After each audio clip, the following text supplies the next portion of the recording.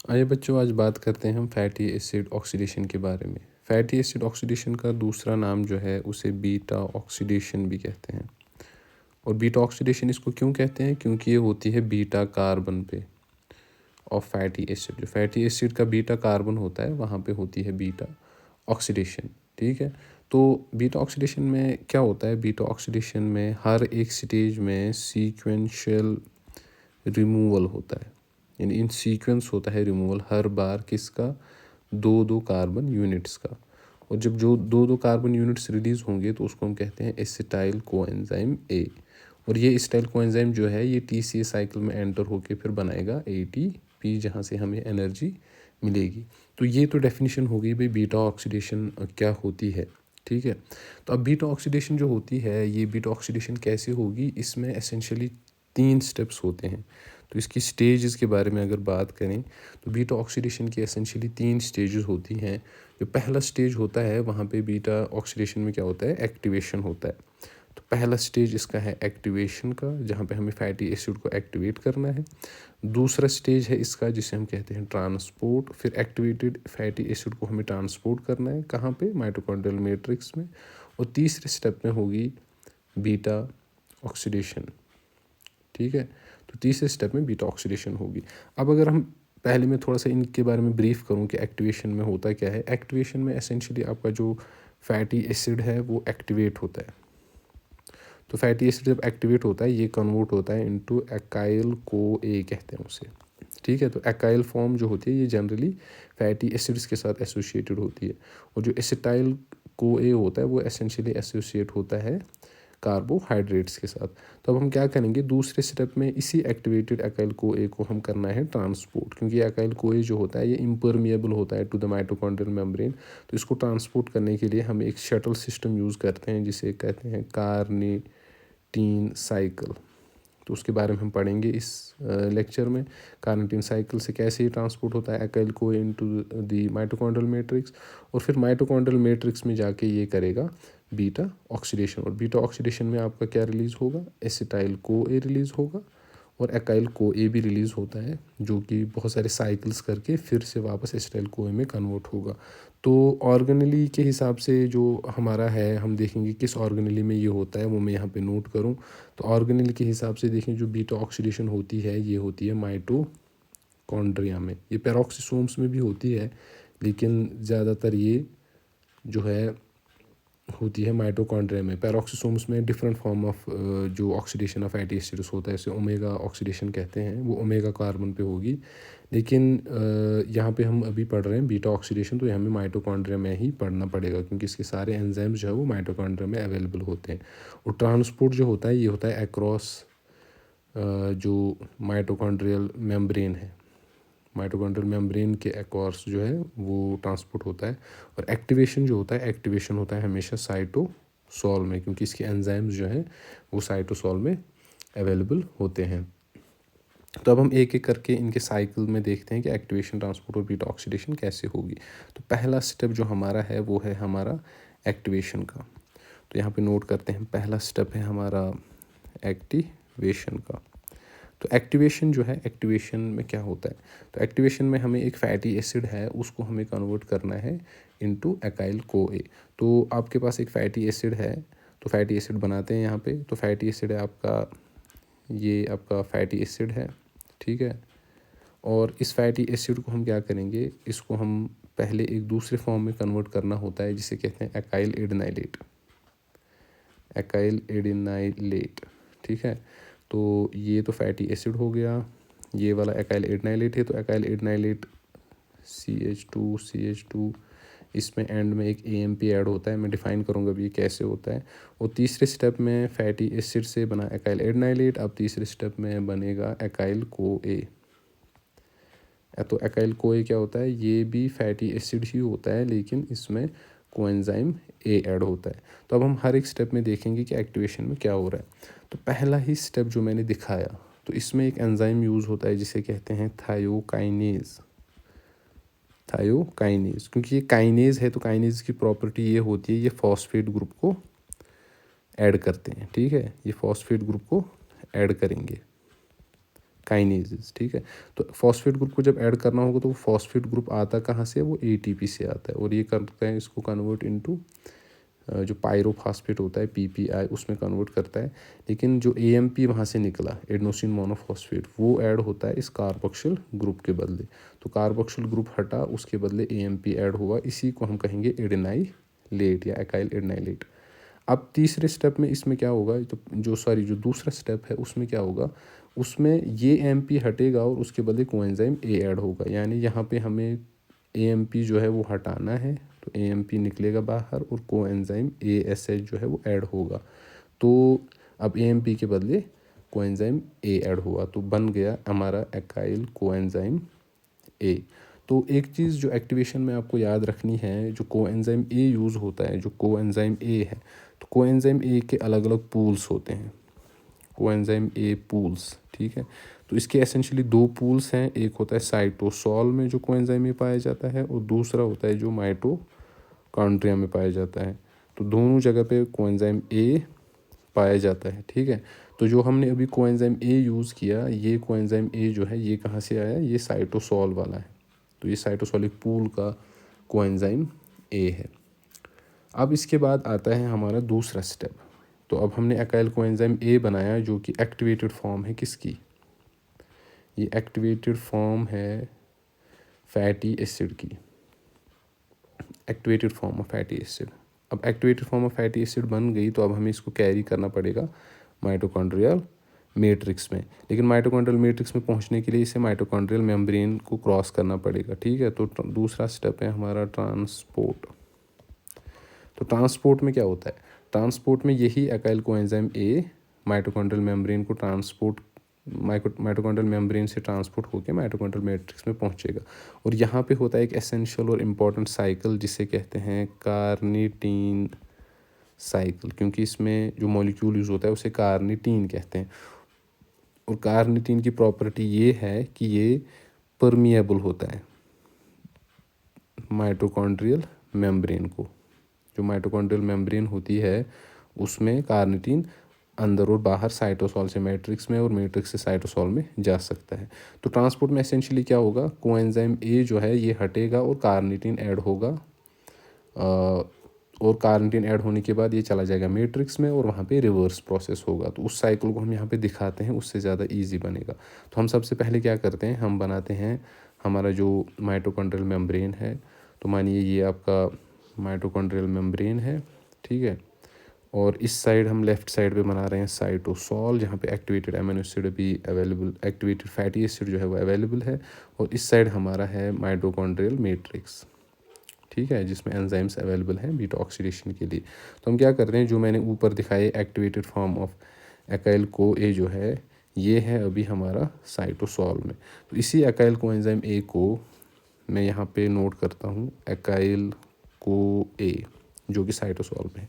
अब क्या होगा, इस एकाइल को ए में क्या होगा, एक ट्रांसफरेज एंजाइम आता है, ट्रांसफरेज फर्स्ट, ठीक है, जो इससे ये को एंजाइम ए जो है उसको हटाएगा और उसके बदले ऐड करेगा कार्निटीन।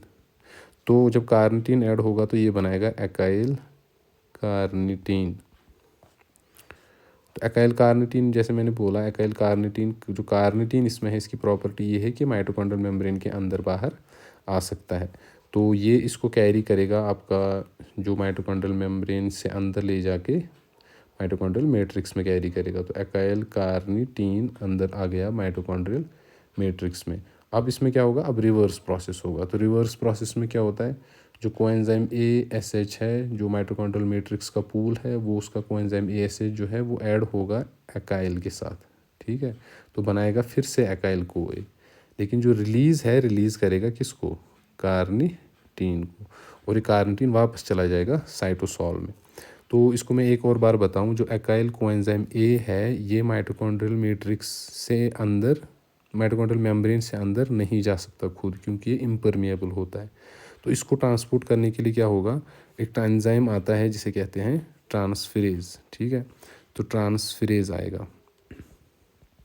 तो ये ट्रांसफरेज एंजाइम है, ये ट्रांसफरेज फर्स्ट है। ये ट्रांसफरेज फर्स्ट क्या करता है, ये आपका कोएंजाइम एकाइल कोएंजाइम ए का जो को ए ग्रुप है उसको हटाएगा और उसके बदले कार्निटीन को ऐड करेगा। जब कार्निटीन ऐड होता है तो ये एकाइल कार्निटीन जो है ये परमिएबल होता है माइटोकॉन्ड्रियल मेम्ब्रेन को। तो माइटोकॉन्ड्रियल मेम्ब्रेन से जब ये परमेबल हो गया तो ये आ जाएगा कहाँ पे, माइटोकॉन्ड्रियल मैट्रिक्स में। और माइटोकॉन्ड्रियल मैट्रिक्स में क्या होगा, एक दूसरा एंजाइम आता है, वो भी ट्रांसफरेज है, जो कि ग्रुप्स को इधर उधर करते हैं। तो ट्रांसफरेज सेकंड आता है जो माइटोकॉन्ड्रियल मैट्रिक्स में होता है। वो क्या करेगा, वो आपका जो कार्निटीन है इसको फिर से हटाएगा, ठीक है, और अलग कर देगा कार्निटीन को, और कोएंजाइम ए को ऐड करेगा एकाइल ग्रुप पे, तो बन गया एकाइल कोएंजाइम ए। तो एसेंशियली हमारा जो मेन पॉइंट था वो ये था कि एकाइल को ए जो एक्टिवेटेड फॉर्म में था वो अंदर चला जाए माइटोकॉन्ड्रियल मैट्रिक्स में, तो वो पहुंच गया। अब इसी की बीटा ऑक्सीडेशन होगी और जो कार्निटीन बचा, कार्निटीन आपका वापस चला जाता है। तो इस पूरे साइकिल को हम कहते हैं कार्निटीन साइकिल। तो कार्निटीन साइकिल ही वो स्टेप है जिससे आपका activated form of fatty acid जो है वो ट्रांसपोर्ट होता है इनटू द माइटोकॉन्ड्रियल मैट्रिक्स। तो अब आ गया हमारे पास जो है तीसरा स्टेप। तो तीसरा स्टेप जो मैंने बोला वो क्या है, वो है भाई बीटा ऑक्सीडेशन। अब हमें करनी है इस फैटी एसिड की बीटा ऑक्सीडेशन। तो बीटा ऑक्सीडेशन जो है ये माइटोकॉन्ड्रियल मैट्रिक्स में होती है। यहाँ पे नोट करते हैं ये माइटोकॉन्ड्रियल मैट्रिक्स में होती है, क्योंकि इसके सारे एंजाइम्स जो हैं यहाँ पे अवेलेबल होते हैं बीटा ऑक्सीडेशन के लिए। तो अब बीटा ऑक्सीडेशन कैसे होगी उसको भी हम सिंप्लीफाई करने के लिए उसको चार इम्पॉर्टेंट जो स्टेप्स हैं उनमें डिवाइड करेंगे। तो पहला स्टेप होता है इसमें जिसे कहते हैं ऑक्सीडेशन, और दूसरा स्टेप जो होता है वो होती है हाइड्रेशन।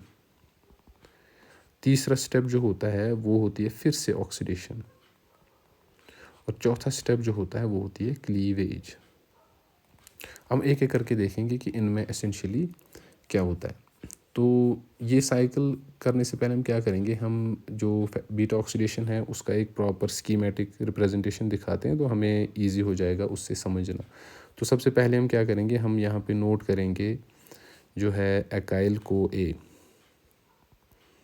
एकाइल को ए जो कि कहाँ पे अभी माइटोकॉन्ड्रियल मैट्रिक्स में है। और इस एकाइल को से हम क्या बना रहे हैं, इस एकाइल को ए से हमने बनाना है जिसे कहते हैं ट्रांस इनॉइल को ए। मैं पहले सारे स्टेप्स लिख लेता हूँ फिर आसान हो जाएगा। उससे बनता है बीटा हाइड्रोक्सी एकाइल को ए, और उससे बनेगा बीटा कीटो एकाइल को ए। और बीटा कीटो एकाइल को ए जो है वो क्या करेगा, उसमें क्लीवेज होगी और वो बनाएगा, एक तो बनाएगा एकाइल को ए और दूसरा बनाएगा एसिटाइल को ए। और एसिटाइल को ए जो है ये 2 कार्बन फ्रैगमेंट है। एकाइल को ए नेसेसरली 2 कार्बन फ्रैगमेंट नहीं होता है, इसमें और ज़्यादा कार्बन होते हैं, क्योंकि हर एक स्टेज पे 2-2 रिलीज़ हो रहे हैं। तो इसमें बाकी बचेंगे और फिर वापस चला जाएगा फीडबैक मैकेनिज्म के थ्रू ये एकाइल को ए जो फिर से दूसरा साइकिल करेगा। ये मैं अभी एक्सप्लेन करूँगा ये साइकिलिंग जो फीडबैक है ये कैसे हो रहा है। एक लूप है, इसे सीक्वेंशियल लूप होता है। ये तब तक होता है जब तक सारे कार्बन जो है वो 2-2 कार्बन यूनिट्स में कन्वर्ट ना हो। तो हम देखते हैं अब इसमें कौन कौन से एंजाइम्स वगैरह यूज़ होते हैं और क्या क्या रिड्यूसिंग इक्विवेलेंट्स यूज़ होते हैं। तो पहला स्टेप जो है वो है उसमें FAD यूज़ होगा और बनाएगा FADH2, ठीक है। ये पहला स्टेप है, ये पहला स्टेप है। और पहला स्टेप क्या था, ऑक्सीडेशन का। और इसमें जो एंजाइम यूज़ होता है, इसमें जो एंजाइम यूज़ हो रहा है वो होगा एकाइल को ए डिहाइड्रोजिनेज। ये बहुत ही इंपॉर्टेंट एंजाइम है, इसके रिलेटेड डिजीज़ भी हैं, उसके बारे में हम एंड में बात करेंगे। उसके बाद जो दूसरा स्टेप मैंने बोला भाई हो रहा है हाइड्रेशन। तो हाइड्रेशन जैसे कि टर्म बता रही है, हाइड्रेशन का मतलब है इसमें वाटर ऐड होगा H2O। तो हाइड्रेशन के बाद बनेगा बीटा हाइड्रोक्सी एकाइल को ए। तो हाइड्रेशन में कौन सा एंजाइम यूज़ होगा, इसे कहते हैं हाइड्रेटेज, इसे हाइड्रेटेज कहेंगे। हाइड्रेटेज एंजाइम यूज़ होता है, या तो अब इनॉइल हाइड्रेटेज कहिए, इनॉइल को ए हाइड्रेटेज भी कह सकते हैं। अब अब जो हमारा बीटा हाइड्रोक्सी एकाइल को ए बना, इसमें फिर से जो तीसरा स्टेप मैंने बताया, फिर से ऑक्सीडेशन होती है। अब इसमें फिर से ऑक्सीडेशन होगी, और ऑक्सीडेशन में क्या होगा, इस बार जो इक्विवेलेंट है या रिड्यूसिंग इक्विवेलेंट है वो बनेगा NaDH2, NaDH2 या NaDH बनेगा और यूज़ होगा NAD, ठीक है। और जो एंजाइम है, एंजाइम कौन सा यूज़ होता है, फिर से जैसे मैंने बोला डिहाइड्रोजनेज, तो यहाँ पे भी यही डिहाइड्रोजनेज फिर से यूज़ होगा, डिहाइड्रोजिनेज कहते हैं इसे। तो बट इस बार जो होगा उसे हम बीटा हाइड्रोक्सी को ए डिहाइड्रोजनेज कहेंगे, और रिलीज़ करेगा NaDH, जो कि फिर इलेक्ट्रॉन ट्रांसपोर्ट चेन में जाके आपका ATP बनाता है। और सबसे लास्ट वाला स्टेप जो है इसे कहते हैं क्लीवेज, ठीक है। और इस क्लीवेज वाले स्टेप में क्या होगा, इसको हम पहले लिखते हैं यहाँ पे, ये चौथा स्टेप जो है ये है क्लीवेज, ठीक है। तो क्लीवेज में क्या होगा, क्लीवेज में आपका एक इम्पॉर्टेंट एंजाइम यूज़ होता है, इसे कहते हैं थायोलेज। तो आपने नोट किया होगा जब एक्टिवेशन स्टेप हुआ था तो वहाँ पे थायोकाइनेज यूज़ हुआ था, लेकिन इस बार थायोलेज यूज़ होता है। तो जो लेज, ये थायोलेजेस जो होते हैं, थायोलेजेस का मेन फंक्शन ये होता है कि ये मॉलिक्यूल्स को ब्रेक करते हैं इनटू 2 डिफरेंट मॉलिक्यूल्स, ठीक है। और थायो इसलिए आता है क्योंकि इसमें सल्फर ग्रुप्स होते हैं, कोएंजाइम में बहुत ज़्यादा जो SH ग्रुप्स होते हैं वो ऐड होते हैं, ठीक है। तो इसीलिए इसको थायोलेज कहेंगे।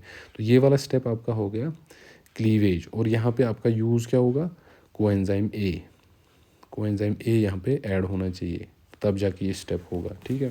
तो अब क्या होगा, क्योंकि अब हमें 2 कोएंजाइम ए चाहिए, एक एसिटाइल के साथ जाएगा, एक एकाइल के साथ जुड़ा रहेगा। और ये एसिटाइल को ए जो है ये क्या करेगा, ये वाला एसिटाइल को ए जो बना, 2 कार्बन फ्रेगमेंट्स निकले, क्योंकि मैंने पहले ही बोला बीटा ऑक्सीडेशन में हर एक स्टेज पे 2-2 कार्बन वाला फ्रेगमेंट जो है वो रिलीज़ होता है। तो ये कार्बन फ्रेगमेंट जब रिलीज़ होगा ये चला जाएगा फिर कहाँ पे, TCA साइकिल में, और वहाँ से बनाएगा आपका ATP। और दूसरा वाला जो मैंने बताया एकाइल को ए, ठीक है। तो एकाइल को ये क्या करेगा, ये वापस जाएगा फिर से बीटा ऑक्सीडेशन करने के लिए। तो इसने फिर से बीटा ऑक्सीडेशन फॉलो करनी है जब तक ये सारे कार्बन जो है उनको 2-2 कार्बन यूनिट्स में कन्वर्ट करके उनको TCA साइकिल में ले जाके ATP न बनाए, ठीक है। तो ये हो गया एसेंशियली आपका जो बीटा ऑक्सीडेशन है ये इसी तरह होती है। इसमें एक और पॉइंट मैं इंपॉर्टेंट ऐड करता जाऊँ, वो ये है कि जैसे मैंने एंजाइम्स बताए पहले स्टेप में, एकाइल को ए डिहाइड्रोजिनेज है जो कि एक बहुत ही इंपॉर्टेंट एंजाइम है। ये होता है FAD डिपेंडेंट, जब तक FAD नहीं होगा तो ये एंजाइम काम नहीं करेगा, ठीक है। इसी तरह आपका जो बीटा हाइड्रोक्सी को ए डिहाइड्रोजिनेज है तो ये होता है NAD डिपेंडेंट, ये NAD डिपेंडेंट होता है। ये जो FAD NAD होते हैं ये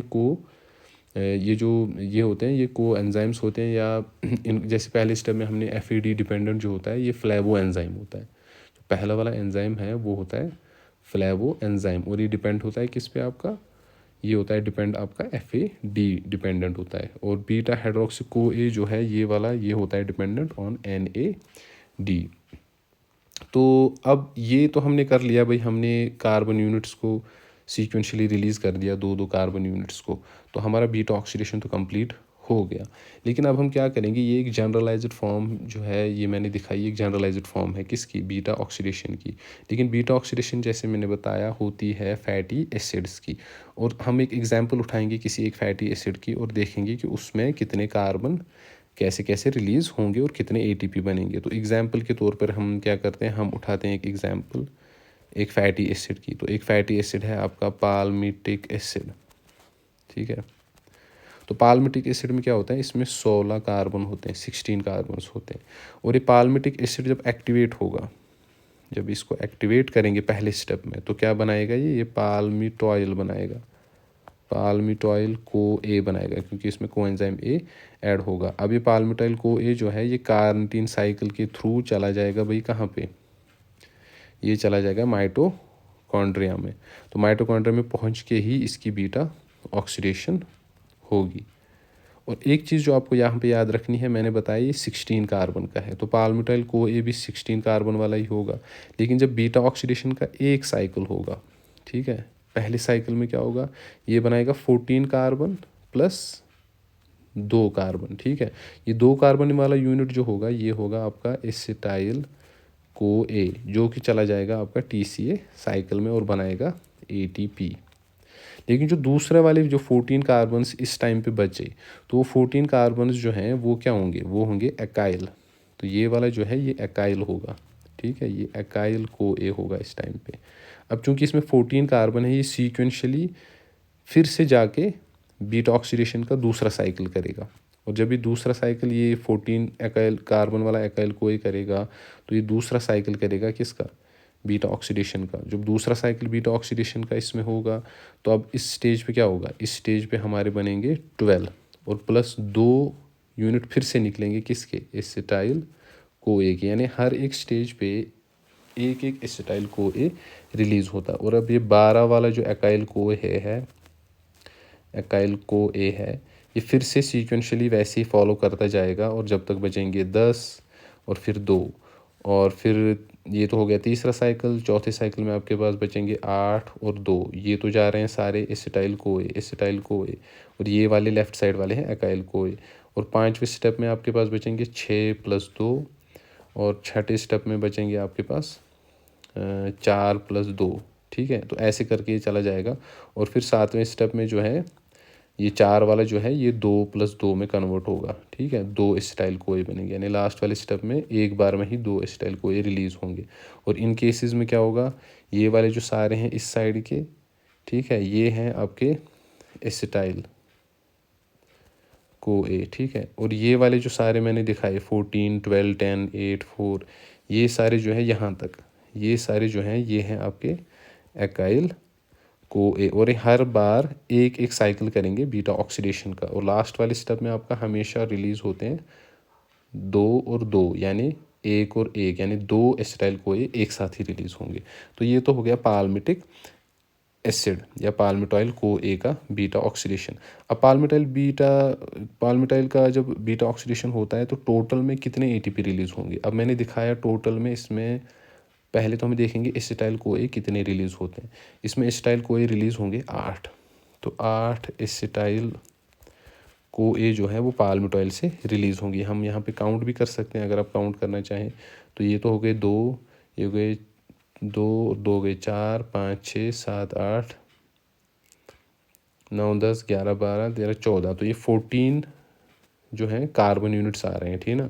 और ये वाले 2 भी हम ऐड करेंगे तो हो गए टोटल कुल मिला के 16 कार्बन, जिसका पाल्मिटिक एसिड बेसिकली 16 कार्बन का बना था। अब इसमें देखेंगे एसिटाइल को, यानी 16 कार्बन तो रिलीज हुए, 16 कार्बन इसमें हैं टोटल, लेकिन रिलीज़ कितने एसिटाइल को हुए। एसिटाइल को ए बना होता है हर एक 2 कार्बन का, है ना। तो 16 / 8 हुआ, 16 / 2 हुआ, तो वो हो गया 8, यानी इसमें टोटल 8 एसिटाइल को ए जो है वो रिलीज़ होंगे। और एक एक एसिटाइल को ए जो है वो आपको पता होगा वो कितने एटीपी देता है। एक एक एसिटाइल देता है आपके कितने एटीपी देगा एक एक एसिटाइल आपका देता है। हम इसका हिसाब करते हैं। यहाँ पे हम देखते हैं भाई 7 साइकिल हो रही है यहाँ पे, और एक एक साइकिल में 5-5 एटीपी रिलीज़ हो रही हैं, तो वो कुल मिला के 35 एटीपी बनेंगी, ठीक है। और जो आपके 8 एसिटाइल जो हैं, जो मैं कह रहा हूँ रिलीज़ हुए 8 एसिटाइल को ए, वो जब आपका तीसरे साइकिल में जाएगा तो वो कुल मिला के बनाएंगे 8 × 12, क्योंकि एक एक एसिटाइल को ये आपका 12 एटीपी देगा, ठीक है।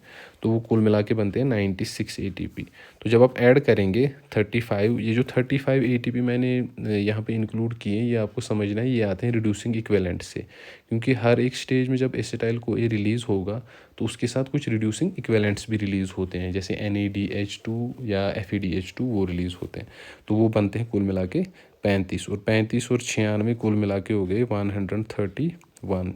बट एक्टिवेशन में जो आपके हैं वो 2 एटीपी पहले स्टेप में यूज़ होते हैं, तो वो बनते हैं 129, ठीक है। तो 129 जो एटीपीज़ हैं वो नेट इसका रिलीज़ है, और टोटल जो है वो टोटल एटीपी 131 बनते हैं, लेकिन नेट रिलीज़ जो होती है पाल्मिटाइल को ए से वो होती है आपकी 129 एटीपी, ठीक है। अब सिंपलर फॉर्म में जो पाल्मिटाइल को ए का बीटा ऑक्सीडेशन है उसको हम सिंपलर फॉर्म में ऐसे भी दिखाते हैं। आपको 7 साइकिल्स बनाने हैं, 1, 2, 3, 4, 5, 6 और 7 साइकिल आपने बनाए, ठीक है। तो 7 साइकिल होंगे पाल्मिटाइल को ए के, और हर एक स्टेप में आपका एक एक एसिटाइल कोए जो है वो रिलीज़ हो रहा है। तो ये 7 होंगी, ठीक है, ये 7 स्टेप्स होंगी। तो एसिटाइल कोए भी रिलीज़ हो रहा है, साथ में यहाँ पे NADH2 भी रिलीज़ होगा और आपका FADH2 भी रिलीज़ होगा, ये दोनों रिलीज़ होंगी, ठीक है। NADH एंड FADH2, ठीक है, ये दोनों रिलीज़ होंगे क्योंकि 7 साइकिल हो रही हैं, तो 7 NADH बने, 7 FADH बने। तो इसका हिसाब जब आप करेंगे, NADH देता है 3 ATP हर एक और FADH देता है 2 ATP हर एक FAD। तो वो हो गया 7 × 2 और दूसरा हो गया 7 × 3, ठीक है। 7 2 ज़ार 14, 7 × 7 3 ज़ार 21। तो इन दोनों को मिलाएंगे तो वो हो गए 5, 3 हो गए 35। तो 35 ATP जो मैंने यहाँ पे लिखे वो यहीं से आए, ठीक है। और बाकी जो आपका एसिटाइल कोए रिलीज़ हुए, तो एसिटाइल कोए 8 रिलीज़ हुए, हर एक देगा TC साइकिल में 12, तो वो बन गए 96। इसी का हिसाब हमने सुना यहाँ पे 131 हो गया टोटल जो आपके ATP बनते हैं पाल्मिटाइल कोए के साथ। तो ये हो गया आपका बीटा ऑक्सीडेशन। तो अब बीटा ऑक्सीडेशन में एक इम्पॉर्टेंट चीज़ जो हमें याद रखनी है वो है डिजीज़। तो कौन कौन सी डिजीज़ है भाई जो बीटा ऑक्सीडेशन के साथ एसोसिएटेड होती हैं। तो 2 डिजीज़ के बारे में यहाँ पे बात करूँगा। एक होती है SIDS, जिसे कहते हैं sudden infant death syndrome. Sudden infant death syndrome होता है SIDS। और दूसरा होता है आपका Jamaican vomiting sickness. Jamaican vomiting sickness. तो एक एक करके देखते हैं क्या होते हैं। देखिए SIDS के बारे में उतना ज़्यादा नॉलेज है नहीं, लेकिन जो रिसर्च हमें बताती है, रिसर्च के हिसाब से ये देखा गया है कि एक जो एकाइल कोए के बारे में भी बात कर रहा था, जिसे हम कहते हैं मीडियम चेन एकाइल कोए डिहाइड्रोजिनेज, जो पहली स्टेप में आपने यूज़ किया एकाइल कोए डिहाइड्रोजिनेज ऑक्सीडेशंस में यूज़ होता है, इसे हम शॉर्ट फॉर्म में MCAD भी कहते हैं। ये इनमें डेफिशिएंट होता है इन बेबीज़ में, या तो ये ब्लॉक हो जाएगा, दोनों सूरतों में क्या होगा, बेबी की डेथ हो जाएगी, ठीक है। और इसका रीज़न क्या है, रीज़न ये है कि बेबीज़ में एनर्जी कंजप्शन बहुत ज़्यादा होता है, और एनर्जी कंजप्शन ज़्यादा होगा तो उनको ग्लूकोज भी यूज़ करना है, साथ ही उनको बीटा ऑक्सीडेशन भी करनी है एनर्जी प्रोड्यूस करने के लिए। तो अगर बीटा ऑक्सीडेशन ब्लॉक हुई नहीं हुई तो बेबीज़ में सडनली डेथ हो सकती है। और ये डिज़ीज़ जो है ये ज़्यादा प्रिवेलेंट नहीं है, लेकिन ये हर 10,000 बेबीज़ में किसी एक बेबी में होती है। अब इसी तरह दूसरी डिजीज़ जो हमने बताई वो है आपका जमैकन वॉमिटिंग सिकनेस। एक फ्रूट होता है जिसे कहते हैं एकी फ्रूट। तो इस एकी फ्रूट में एक टॉक्सिन होता है जिसे कहते हैं हाइपोग्लाइसिन ए। हाइपोग्लाइसिन ए कहते हैं उसे। तो ये हाइपोग्लाइसिन ए क्या है, ये एक अमीनो एसिड है, अनयूजुअल टॉक्सिक अमीनो एसिड, ठीक है। ये टॉक्सिक अमीनो एसिड है। और ये टॉक्सिक अमीनो एसिड क्या है करता है, ये एक्चुअल में इनहिबिट करता है इसी एंजाइम को, किसको, एकाइल कोए को। ये इनहिबिट करेगा एकाइल कोए डिहाइड्रोजिनेज को, यानी फिर से ऑक्सीडेशन स्टेप को ये ब्लॉक कर सकता है। तो जब इसको ये इनहिबिट करेगा तो उसकी वजह से क्या होगा, उसकी वजह से beta oxidation of fatty acids नहीं हो सकती और बहुत ज़्यादा कॉम्प्लिकेशंस होती है, वॉमिटिंग वगैरह और हाइपोग्लाइसीमिया और ये सारी चीज़ें होती हैं, जिसकी वजह से जो जमैकन वॉमिटिंग सिकनेस है वो हो जाती है, ठीक है। तो ये बीटा ऑक्सीडेशन की 2 इम्पॉर्टेंट जो हैं वो डिजीज़ थी। तो मिलते हैं हम हमारे अगले लेक्चर में, जहाँ पे हम किसी दूसरे टॉपिक के बारे में बात करेंगे। हमारी वीडियोस को लाइक और शेयर ज़रूर करें। Thank you.